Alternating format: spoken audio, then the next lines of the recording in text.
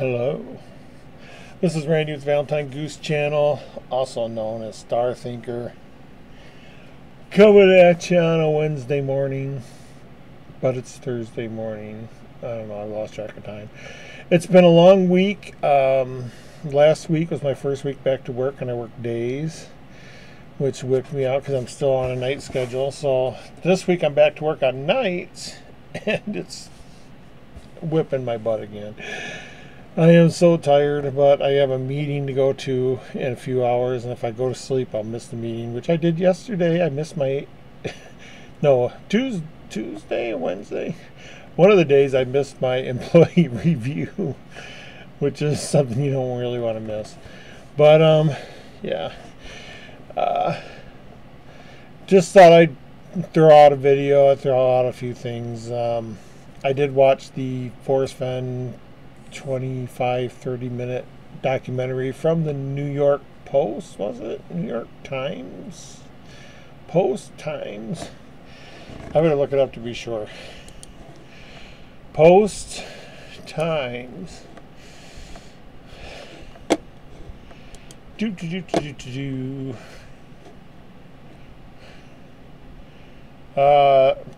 New Yorker magazine. I was wrong both times. So anyway, I did watch that. I thought it had great production values, but I thought the story was just blah. It was Forrest Fenn hid a treasure. People looked for it. One guy found it, and a couple people are still looking for the spot where it was. I mean, that's basically the story. But the production values were pretty darn good. The scene changes and all that good stuff. So high production values, low on the script, on the whatever. That's how I felt it. There was no, especially coming from the point of view of someone who just started the hunt just before it ended. It was no new information. It was just rehash of the same thing. It might be okay if you've never heard of Forrest Fenn before, which I think a lot of people haven't. I know I asked my family, have you heard of Forrest Fenn? And they go, I'm pretty sure I haven't. Anyway, yeah, so not much I can say about it. That's my point of view. They did mention the GPS solve, kind of. I thought that was interesting. I thought it was interesting when she said, I found the twig. And I'm like, there's no way. People don't realize that all twigs look the same regardless of whatever. So hopefully she was joking, but they made it look like she didn't. She wasn't joking, but I don't know. I still believe in the GPS solve. If we just need to find the seconds somewhere. We found the minutes, and the degrees and the minutes take you right to 9 Mile if you do the seconds right. So I think if we find the seconds somewhere, maybe the seconds were the hints in the book or something. But yeah, it pretty much takes you to either 9 Mile Hole or Madison Junction. I did spend a little time last night. I just love looking at the map of what I want to do in August. I'm going to need at least $2,000 for it, though, especially if gas prices stay at $4. Because, you know, driving along the highway, you're going to hit the highest gas prices. Being in the big city, you're going to hit the highest gas prices. I'm not even going to go there. So, yeah.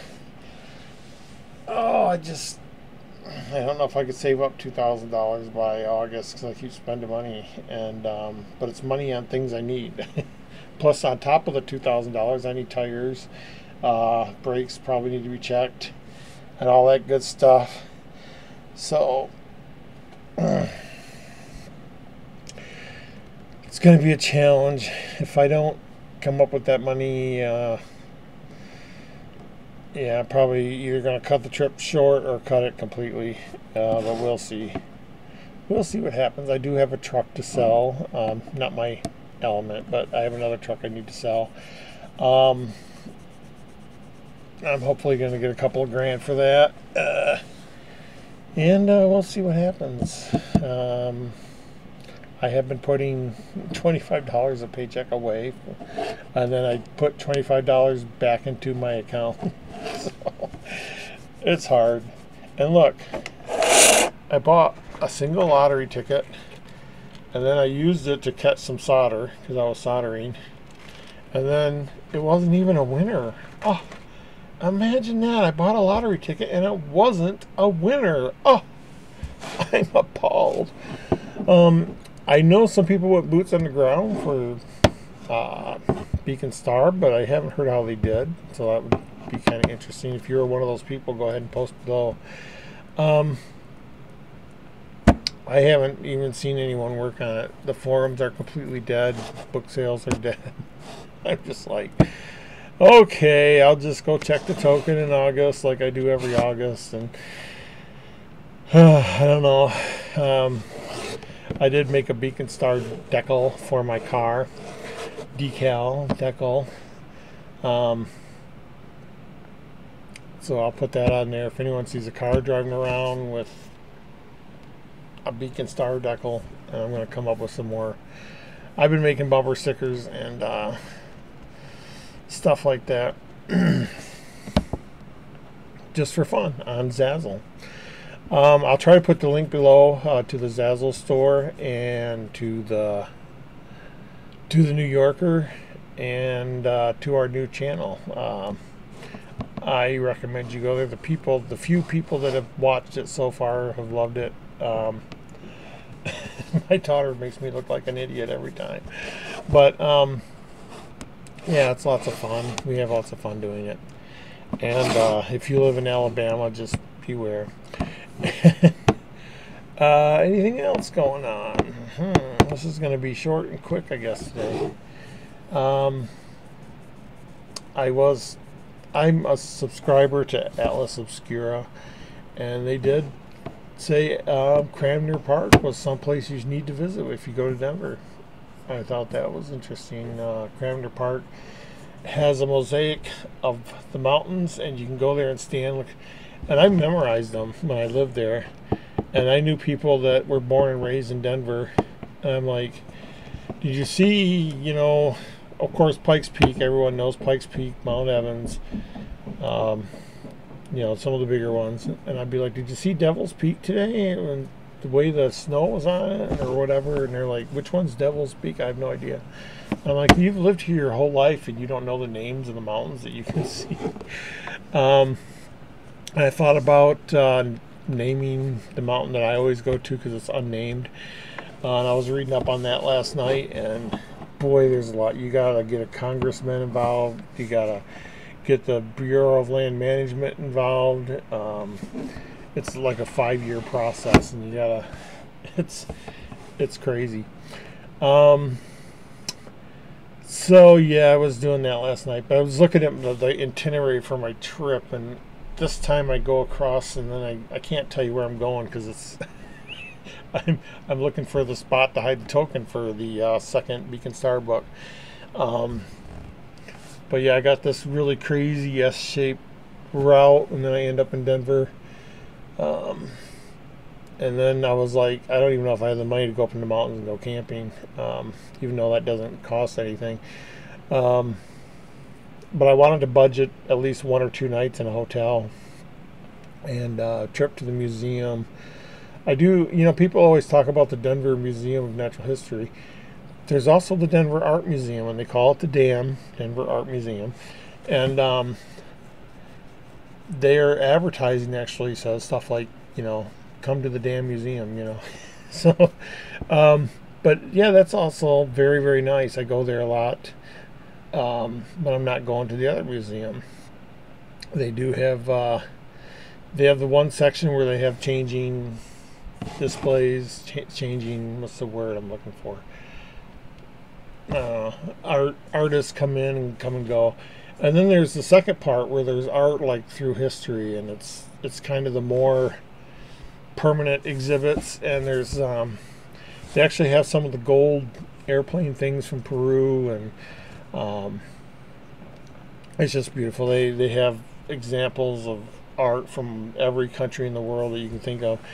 And I go there, and it's nice, and I've been kind of missing it. The last time I went to Denver, I went to the dam, but I only went through the modern exhibit. I didn't go to the historical exhibits, and I kind of missed that. So I might plan a day for museum hopping. There's other museums. There's lots of museums in Denver, but so if you ever go museum hopping. I remember my daughter and I went, and we only had like a day, and we went to the dam, and we were like, do we think we have enough time to go to the Natural History Museum and Science and History? And we said, let's go for it. We shot across town. We like ran through the museum before they closed. And that was before I moved to Denver, and I was just like, oh wow, I'm going to spend a lot of time here. When I lived in Denver, I had yearly passes to both museums, so I could just come and go as I pleased. And I learned a lot of secrets about the museums, places to go, things to look at when you're there. I was with a really brave person once, and she was just like, I wonder if this door is locked, and she would open it and walk into it, and I'm like, we're going to get kicked out of the museum. And we'd walk in there, and we're in a storeroom, and there's no one else there, and she's looking around, and I'm like, oh, well, let's, they're going to accuse us of stealing something or something. But yeah, that was quite a day. I can't say that. I was going to say don't go on free day. I went on free day once, and the crowds were so thick that at one point they stopped moving and no one could move. And people are going, let's get moving. Literally, the crowd was locked up and couldn't move. I don't want to go. I hate crowds, so I don't want to go through that again. Yeah, so I guess that's it. I'll put the Zazzle link below, and the real estate. I forgot the name of the other channel. Real estate reviews, because we get inebriated before we review the thing, and it's fun because you look at multi-million-dollar houses and you're just like, oh, look at this bathroom. This is $1 million bathroom. So it's a lot of fun. And we reviewed a house the other day that was something from a Stephen King novel. It was just weird. And you never know. We never know, because we do it live. We do it right then and there. We don't look at these houses beforehand, so it's a lot of fun. And I got to do some things to decorate the channel, and she wants to do her other channel where she cooks food. And it's not just cooking food. She buys a frozen meal and then cooks that meal with fresh ingredients and then compares the frozen meal to the freshly cooked meal to show you that it's just as easy to make it yourself. And we go through the store and we price the ingredients and all that good stuff. Anything else? Oh no, just click the links below, and if you like the other channel and you want to see more like it, like and subscribe. And my son was wanting to start a channel too, and I'm like, oh, here we go. I might as well start a production company, and if I knew how to make money doing that, I would. But anyway, I'll see you guys later. Take care, and don't forget to comment below if you were one of the people that went to Boots on the Ground, or if you ever go Boots on the Ground. Comment below. Send me a message or something. I know I won't reply to it. I'm sorry, but I won't reply to it. But it's always interesting to hear about what people are doing. I love that. So anyway, have a good day, and I'm going to close this out. Good day.